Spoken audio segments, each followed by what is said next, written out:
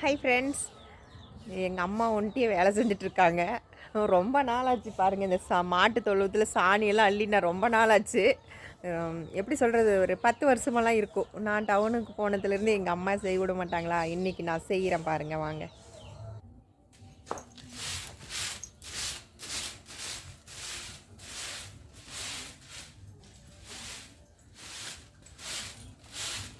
வாங்க ஃப்ரெண்ட்ஸ், ஆட்டு சாணி கூட்டலாம் வாங்க. எங்க அம்மா தனியா செஞ்சுட்டு இருக்காங்க, அதனால ஹெல்ப் பண்ணலான்னு சொல்லிட்டு கூட்டிட்டு இருக்கேன். பாருங்க, காலையில 6 மணிக்கெல்லாம் எழுந்து வீடு கூட்டு வாசல் கூட்டி சாணி வாரிட்டு இருக்கேன் பாருங்க.